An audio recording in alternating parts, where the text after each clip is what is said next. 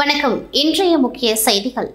புதுச்சேரியில் பிரசித்தி பெற்ற வில்லியனூர் அருள்மிகு கோகிலாம்பிகை உடனுரை திருக்காமேஸ்வரர் திருக்கோவில் தேர் திருவிழாவில் துணைநிலை ஆளுநர் ராதாகிருஷ்ணன், முதலமைச்சர் ரங்கசாமி ஆகியோர் கலந்து கொண்டு தேரை வடம் பிடித்தெழுத்து துவக்கி வைத்து சுவாமி தரிசனம் செய்தனர். புதுச்சேரி மாநிலம் வில்லியனூரில் பிரசித்தி பெற்ற அருள்மிகு கோகிலாம்பிகை உடனுரை திருக்காமேஸ்வரர் திருக்கோவில் உள்ளது. இந்த கோவில் பிரம்மோற்சவ விழா கடந்த 13ஆம் தேதி கொடியேற்றத்துடன் துவங்கியது. தொடர்ந்து தினம்தோறும் சுவாமிக்கு சிறப்பு பூஜைகள் செய்யப்பட்டு வந்தது. முக்கிய நிகழ்வான ஆடம்பர பிரம்மாண்ட தேர் திருவிழா இன்று காலை நடைபெற்றது. இதில் சிறப்பு விருந்தினராக துணைநிலை ஆளுநர் ராதாகிருஷ்ணன், முதலமைச்சர் ரங்கசாமி ஆகியோர் கலந்து கொண்டு தேரை வடம் பிடித்தெழுத்து துவக்கி வைத்து சுவாமி தரிசனம் செய்தனர். இதில் சபாநாயகர் செல்வம், அமைச்சர்கள் நமச்சிவாயம், தேனி ஜெயக்குமார், எதிர்க்கட்சித் தலைவர் சிவா மற்றும் ஆயிரக்கணக்கான பக்தர்கள் கலந்து கொண்டு தேரை வடம் பிடித்தெழுத்து சுவாமி தரிசனம் செய்தனர். 4 மாட வீதியில் வழியாக சென்ற தேர் மீண்டும் கோவில் வாயிலில் நிறைவு பெற்றது. தொடர்ந்து சுவாமிக்கு மகா தீபாரனை காண்பிக்கப்பட்டது. இதில் ஆயிரக்கணக்கான பக்தர்கள் கலந்து கொண்டு சுவாமி தரிசனம் செய்தனர். விழாவில் பங்கேற்ற துணைநிலை ஆளுநர் செய்தியாளர்களுக்கு அளித்த பேட்டியில், ஆன்மீகத்தில் உள்ள பிடிப்பின் காரணமாக தான் தனி மனித ஒழுக்கம் கடைபிடிக்கப்பட்டு வருகின்றது. ஆன்மீகம் தழைத்தோங்க வழங்க வேண்டும், அப்பொழுதுதான் மக்களின் பணம் செம்மையடையும் என்றார். விழாவில் பங்கேற்ற பக்தர்கள் 30 ஆண்டுகளுக்கு மேலாக கோவில் திருவிழாக்களில் பங்கேற்பதாகவும், திருமணமாகி வெளியூர் சென்றாலும் ஆண்டு தவறாமல் தேரோட்டத்தில் பங்கேற்பதாகவும், வேண்டுவரம் தரும் கடவுளால் உலக மக்கள் நலமுடன் வாழ வேண்டுவதாக பக்தர்கள் தெரிவித்தனர். தர்மபால சோழன் என்ற சோழ மன்னரால் 11ஆம் ஆண்டில் கட்டப்பட்ட திருக்காமேஸ்வரர் கோவிலில் 60 ஆண்டுகளுக்கு முன் 4 நாட்கள் ஊரை சுற்றி வரும் என கூறும் கோவில் குருக்கள் பாலசுப்ரமணியன், தற்போதைய காலத்திற்கு ஏற்ப நவீன இயந்திரம் மற்றும் நவீன பிரேக்குகள் தேருக்கு போடப்பட்டுள்ளதால் வேகமாக ஊரை சுற்றி வருவதாக கூறினார்.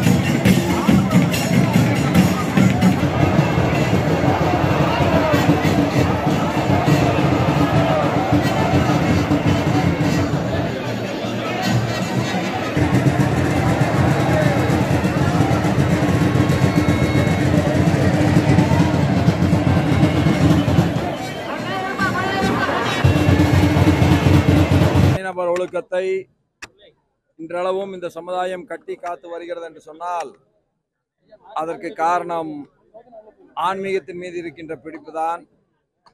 முதல்வர் அவர்களோடும், மந்திரிமார்களோடும், இந்த தொகுதியினுடைய சட்டமன்ற உறுப்பினரோடும் வில்லியனூருடைய தேர் திருவிழாவிலே பங்கு கொண்டு வடம் பிடித்து தேரை இழுத்து தூக்கி வைத்ததிலே உண்மையிலேயே நான் மனமகிழ்வு கொள்கின்றேன். ஆன்மீகம் தலைத்தோங்க வேண்டும், அப்பொழுதுதான் மக்கள் மனம் செம்மையடையும். ராஜீவ்காந்தி நினைவு தினத்தையொட்டி புதுச்சேரியில் உள்ள அவரது திருவுருவச் சிலைக்கு துணைநிலை ஆளுநர் ராதாகிருஷ்ணன், முதலமைச்சர் ரங்கசாமி ஆகியோர் மாலை அணிவித்து மரியாதை செலுத்தி வன்முறை எதிர்ப்பு உறுதிமொழி ஏற்றுக்கொண்டனர். முன்னாள் பிரதமர் ராஜீவ்காந்தி நினைவு தினம் புதுச்சேரி அரசு சார்பில் அனுசரிக்கப்பட்டது. ராஜீவ்காந்தி சதுக்கத்தில் உள்ள அவரது திருவுருவ சிலைக்கு துணைநிலை ஆளுநர் ராதாகிருஷ்ணன், முதலமைச்சர் ரங்கசாமி, சட்டமன்ற உறுப்பினர்கள் ஏகேடி ஆறுமுகம், பாஸ்கர் ஆகியோர் மாலை அணிவித்து மரியாதை செலுத்தினர். தொடர்ந்து வன்முறை எதிர்ப்பு தினம் உறுதிமொழி ஏற்றனர். தொடர்ந்து மும்மத பிரார்த்தனை இசைக்கப்பட்டது.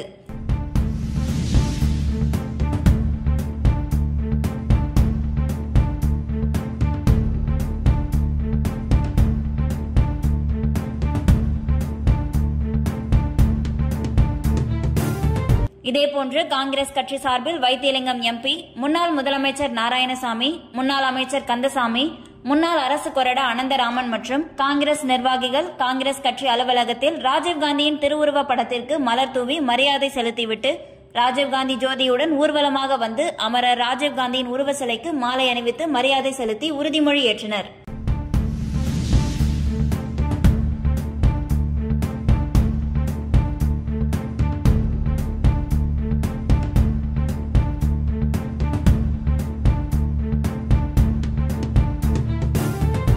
புதுச்சேரியில் 17 வயது சிறுமியை கடத்தி சென்று பாலியல் தொல்லை கொடுத்த வழக்கில் தனியார் பேருந்து நடத்துனருக்கு 27 ஆண்டுகள் சிறை தண்டனை அளித்து போக்சோ சிறப்பு நீதிமன்றம் தீர்ப்பளித்துள்ளது.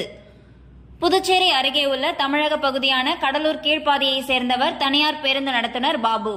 இவருக்கு ஏற்கனவே திருமணமாக 2 குழந்தைகள் உள்ளனர். இந்நிலையில் புதுச்சேரி அரியாங்குப்பம் பகுதியை சேர்ந்த 17 வயது சிறுமியை திருமணம் செய்வதாக ஆசை வார்த்தை கூறி கடந்த 2023ஆம் ஆண்டு கடத்தி சென்று பாலியல் தொல்லை அளித்துள்ளார். இதுகுறித்து பாதிக்கப்பட்ட சிறுமியின் குடும்பத்தினர் அளித்த புகாரின் அடிப்படையில் அரியாங்குப்பம் போலீசார் வழக்கு பதிவு செய்து பாபுவை கைது செய்தனர். மேலும் இவ்வழக்கின் விசாரணை புதுச்சேரி போக்சோ சிறப்பு நீதிமன்றத்தில் நடைபெற்று வந்த நிலையில் இன்று நீதிபதி சோபனா தீர்ப்பளித்தார். இதில் குற்றஞ்சாட்டப்பட்ட பாபுவுக்கு 27 ஆண்டுகள் சிறை தண்டனையும் ரூபாய் 4000 அபராதமும் விதித்தும் பாதிக்கப்பட்ட சிறுமியின் குடும்பத்திற்கு ரூபாய் 4 லட்சம் நிவாரணம் வழங்கவும் அரசுக்கு பரிந்துரை செய்துள்ளார். வில்லியனூர் அருள்மிகு கோகிலாம்பிகை உடனுரை திருக்காமேஸ்வரர் கோவில் தேர் திருவிழாவை முன்னிட்டு வில்லியனூர் பத்மினி நகர் குடியிருப்பு நலசங்கம் மற்றும் பெருமாள்புரம் பழனிசாமி நகர் கூட்டமைப்பு சார்பில் அன்னதான நிகழ்வு நடைபெற்றது. அன்னதானத்தை புதுவை எதிர்க்கட்சித் தலைவர் மற்றும் தொகுதி சட்டமன்ற உறுப்பினர் சிவா துவக்கி வைத்தார். நிகழ்வில் பத்மினி நகர் நலசங்க தலைவர் சுதர்சனன், செயலாளர் திருக்குமரேசன், துணைத் தலைவர் சத்தியமூர்த்தி, தினகரன், பொருளாளர் சிவக்குமார், துணை செயலாளர் பொன்னியின் செல்வன், சேகர், செயற்குழு உறுப்பினர்கள் சுந்தரராசு, பாஸ்கர், இலாருதீன், திலகர், ஜோதிமணி, அருண், ராமு, கோபி, தீபன், பாலகுமார், செல்வகுமார், ஆறுமுகம், உதயசங்கர் ஆகியோர் பங்கேற்றனர். புதுச்சேரியில் ஸ்வச்சதா கார்ப்பரேஷன் நிறுவனத்தில் கடந்த 10 ஆண்டுகளாக குப்பைகள் வரப்பட்டு வருகின்றன. ஆனால் சில மாதங்களாய் குப்பைகள் சரியாக வரவில்லை என்று குற்றச்சாட்டு உள்ளது. இதனை சுட்டிக்காட்டி துணைநிலை ஆளுநர் அவர்களுக்கு நிதி வழங்கும் கோப்பினை நிறுத்தி வைத்துள்ளார். புதுச்சேரியில் குப்பைகளை இல்லாத நிலை உருவாக்கினால் மட்டுமே அந்த கோப்புக்கு அனுமதி கொடுப்பேன் என்று ஆளுநர் தெரிவித்துள்ளார். இதனையடுத்து அதிகாரிகள் சுறுசுறுப்பு அடைந்துள்ளனர். நகராட்சி மற்றும் கொம்யூன் அதிகாரிகள் ஆலோசனை கூட்டம் நடத்தி உடனடியாக குப்பையில் அகற்ற நடவடிக்கை எடுக்கப்பட்டுள்ளது. மண்ணாடிப்பட்டு கொம்யூன் பஞ்சாயத்து அலுவலகத்தில் ஆணையர் எழில்ராஜன் தலைமையில் அவசர ஆலோசனை கூட்டம் நடைபெற்றது. மண்ணாடிப்பட்டு பஞ்சாயத்தில் 48 கிராமங்களும் 18 கிராம பஞ்சாயத்துகளும் உள்ளன. இங்கு குப்பைகள் சரியாக வரவில்லை என்றால் பொதுமக்களிடம் புகார் பெறப்பட்டு உடனடியாக நடவடிக்கை எடுக்கப்படும். இன்னும் 15 நாட்களுக்குள் 95 குப்பைகள் அகற்றப்படும் என்று ஆணையர் தெரிவித்தார். மண்ணாடிப்பட்டு கொம்யூன் பஞ்சாயத்தில் 42 கிராமங்கள் இருக்குது, 18 கிராம பஞ்சாயத்துகள் இருக்குது. இந்த 18 கிராம பஞ்சாயத்துகள்லையும் ஒரு ஈஓ இருக்காங்க. அந்த ஈஓவுக்கு அவங்களையும் நாங்கள் என்ன சொல்லியிருக்கோம்னா, அந்த கிராம பகுதியில் தான் அவங்க தான் கிராம பஞ்சாயத்தை அவங்க தான் நடத்திட்டு வராங்க. அதனால் கிராமத்தில் இருக்கிற அந்த பொதுமக்களுடைய தொடர்பு அவங்கள்ட்ட இருந்துகிட்டு இருக்குது. அதனால் அவங்க பணி செய்கிற கிராம பஞ்சாயத்துக்குள்ள உள்ளடக்கிய அங்கே முக்கியஸ்தர்கள்ட்ட இந்த மாதிரி குப்பைகள் சரியாக எடுக்கிறாங்களா எடுக்கலையான்றத விவரத்தை அவங்கள்ட்ட சேகரிக்க சொல்லியிருக்கோம். அவங்க அதை சேகரித்து அதில் ஏதாவது தவறு இருக்கும் பட்சத்தில் உடனே கன்சர்ன் ஜேஇடியோ ஓவர்சிட்டியோ அதுக்கு மேலே ஏஇடியோ அவங்க தகவலை பரிமாறுறதுக்கான சூழ்நிலையை கொடுத்துருக்குறோம். அவங்க தெரியப்படுத்தும் போது நாங்கள் அதுக்கு மேலே நடவடிக்கை எடுக்கிறதுக்கும் ஏற்பாடு பண்ணியிருக்கிறோம். ஆளுநர் என்ன சொல்லியிருக்காங்கன்னா, ஆளுநர் குப்பைகள் இல்லாத புதுவையாக கொண்டுன்னு வரணும். புதுவை சிறப்பான குப்பை இல்லாத புதுவையாக நம்ம ஒரு நல்ல பேர் எடுத்து கொடுக்குறோன்றதான் அவங்க கேட்டிருக்காங்க. அதன்படி எங்களுடைய இயக்குனர் ஒரு 15 நாளுக்குள்ளே நாங்கள் குப்பை இல்லாத ஒரு மாதிரி புதுவையாக உருவாக்குன்ற ஒரு நோக்கோட எங்களெல்லாம் கூட்டு மீட்டிங் போட்டிருக்காங்க. எங்களுக்கு நிறைய இன்ஸ்ட்ரக்ஷன் கொடுத்துருக்காங்க. அதன் அடிப்படையில் நாங்கள் இந்த செயல்பாடுகளை கொண்டு செஞ்சுருக்கிறோம். இது 15 நாளுக்குள்ளே நாங்கள் எல்லாத்தையுமே ஓரளவுக்கு சுத்தமாக சரி பண்ணுவோன்ற மாதிரி இந்த ஏற்பாடுகள் நாங்கள் பண்ணியிருக்கிறோம்.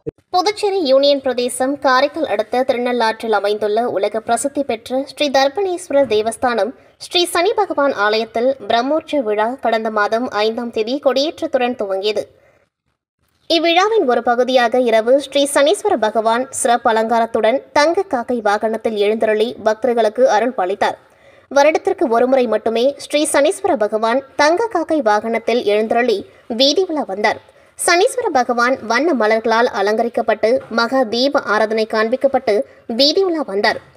நிகழ்ச்சியில் தருமபுர ஆதீன கட்டளை ஸ்ரீமத் சுப்பிரமணிய தம்புரான் சுவாமிகள், ஆலய நிர்வாக அதிகாரி அருணகிரிநாதன் உள்ளிட்ட ஏராளமான பக்தர்கள் கலந்து கொண்டு சுவாமி தரிசனம் செய்தனர். பிரம்மோற்சவ விழாவின் முக்கிய நிகழ்ச்சியான தெப்போற்சவம் 21ஆம் தேதியான இன்று இரவு நடைபெறவுள்ளது.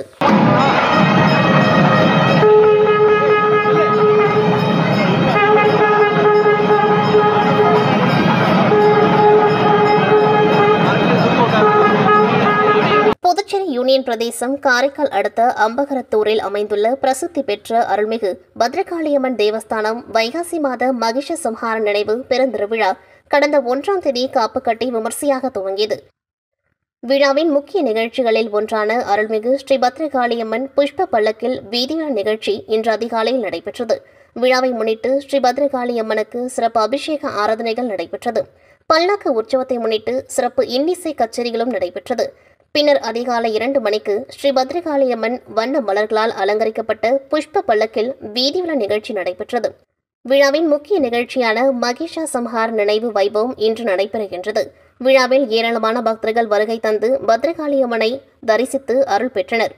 விழாவில் ஆலய நிர்வாக அதிகாரி அருணகிரிநாதன், ஆலய அறங்காவலர் குழு நிர்வாகிகள் உள்ளிட்ட ஏராளமான பக்தர்கள் கலந்து கொண்டு சுவாமி தரிசனம் செய்தனர். வன்முறை எதிர்ப்பு தினத்தையொட்டி ஆதி திராவிடர் நலத்துறையில் வன்முறை எதிர்ப்பு தின உறுதிமொழி ஏற்பு நிகழ்ச்சி இயக்குநர் இளங்கோவன் தலைமையில் நடைபெற்றது. முன்னாள் பிரதமர் அமரர் ராஜீவ்காந்தி நினைவு தினம் தேசிய வன்முறை எதிர்ப்பு தினமாக கடைபிடிக்கப்பட்டு வருகிறது. அந்த வகையில் வன்முறை எதிர்ப்பு தினத்தையொட்டி புதுச்சேரி அரசு ஆதி திராவிடர் மற்றும் பழங்குடியினர் நலத்துறையில் வன்முறை எதிர்ப்பு தின உறுதிமொழி ஏற்பு நிகழ்ச்சி இன்று துறை இயக்குநர் இளங்கோவன் தலைமையில் நடைபெற்றது. ஆதி திராவிடர் மற்றும் பழங்குடியினர் நலத்துறை இயக்குநர் இளங்கோவன் வன்முறை எதிர்ப்பு தின உறுதிமொழியை வாசிக்க அதிகாரிகள் மற்றும் ஊழியர்கள் அனைவரும் ஏற்றுக்கொண்டனர். இந்த நிகழ்ச்சியில் முதுநிலை கணக்கு அதிகாரி ஸ்ரீதரன், கண்காணிப்பாளர்கள் பழனி, வேல்முருகன், கதிரவன் மற்றும் நல அலுவலர்கள், ஊழியர்கள் கலந்து கொண்டு வன்முறை எதிர்ப்பு உறுதிமொழி ஏற்றனர். வில்லியனூரில் பிரசித்தி பெற்ற அருள்மிகு கோகிலாம்பிகை உடனுரை திருக்காமேஸ்வரர் ஆலய தேர் திருவிழாவினை முன்னிட்டு தமிழக வெற்றிக் கழகம் சார்பில் பக்தர்களுக்கு நீர்மோர் மற்றும் அன்னதானம் வழங்கும் நிகழ்ச்சி நடைபெற்றது. இந்நிகழ்ச்சிக்கு தமிழக வெற்றிக் கழகம் கட்சியின் பிரமுகர் வில்லியனூர் பூக்கடை பிரபு தலைமை தாங்கி பொதுமக்களுக்கு வழங்கினார். இந்நிகழ்ச்சியில் அருண், ராஜவேல், பாலா, பிரேம், பாலமுருகன், மணி, சிவராமன், விஷால், ஜமால், வசந்த், ஜில்லா விக்கி, நிதிஷ், அஜித் உட்பட ஏராளமானோர் கலந்து கொண்டார்கள். அதனைத் தொடர்ந்து தமிழக வெற்றிக் கழகம் கட்சியின் உறுப்பினர் அடையாள அட்டை சுமார் 80 நபர்களுக்கு வழங்கப்பட்டது. முன்னாள் பாரத பிரதமர் ராஜீவ்காந்தியின் நினைவு நாளையொட்டி புதுச்சேரி காங்கிரஸ் சார்பில் ரத்த தான முகாம் மற்றும் அன்னதானம் நடைபெற்றது. மறைந்த முன்னாள் பாரத பிரதமர் ராஜீவ்காந்தியின் நினைவு தினத்தை முன்னிட்டு புதுச்சேரி புரொஃபஷனல் காங்கிரஸ் தலைவர் கிருஷ்ணபாரதி தலைமையில் முன்னாள் முதல்வர் நாராயணசாமி முன்னிலையில் ரத்த தான முகாம் நடைபெற்றது.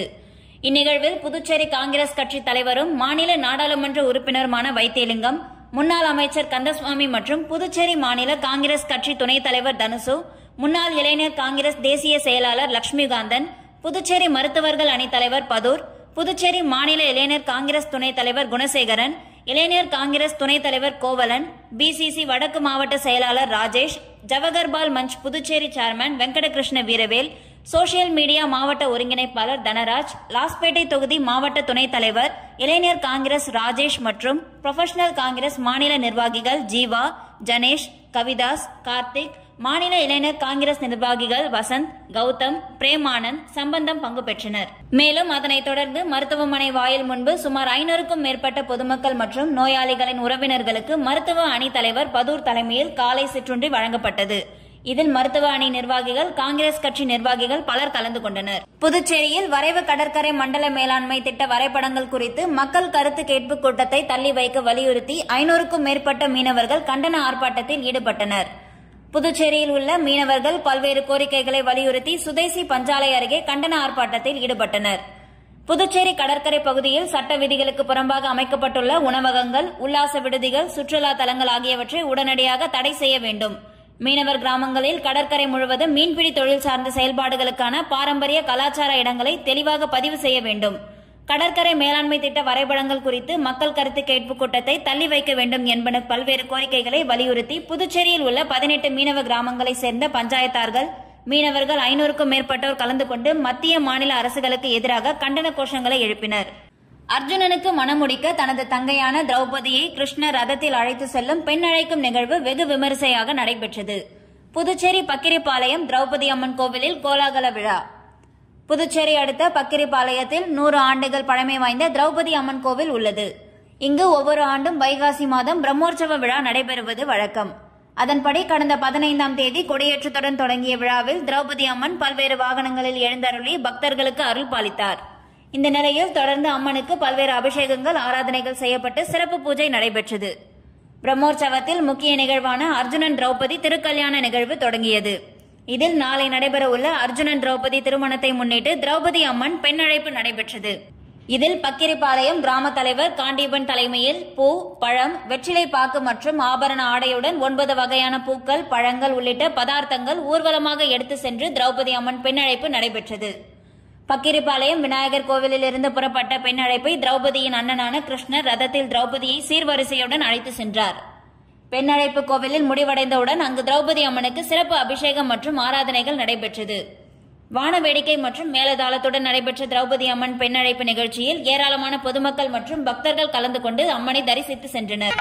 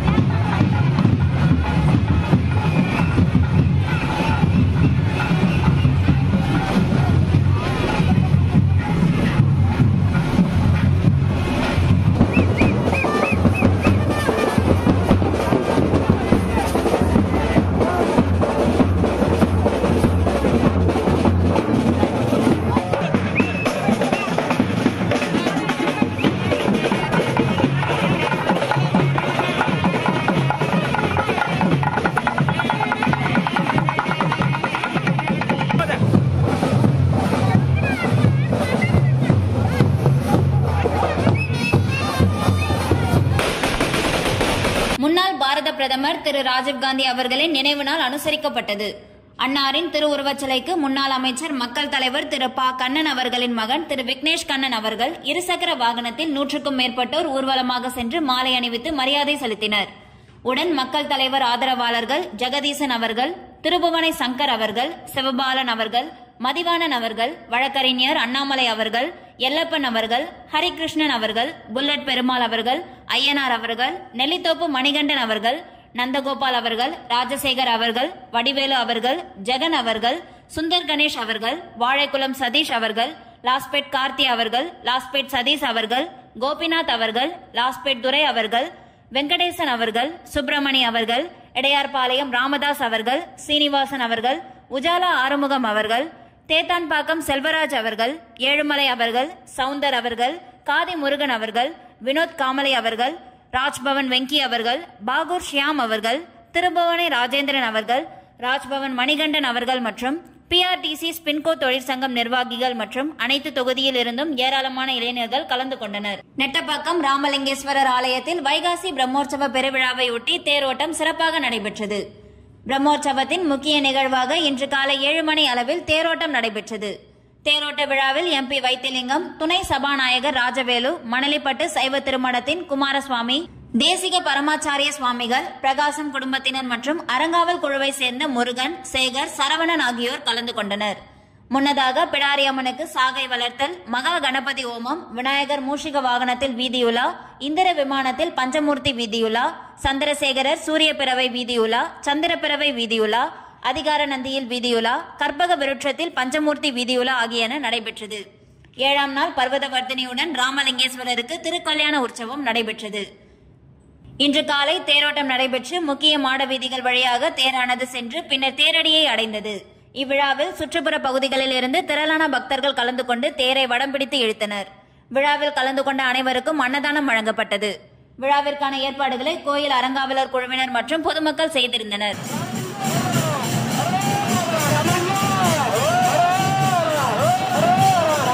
இத்துடன் செய்திகள் நிறைவடைகின்றது. நன்றி, வணக்கம்.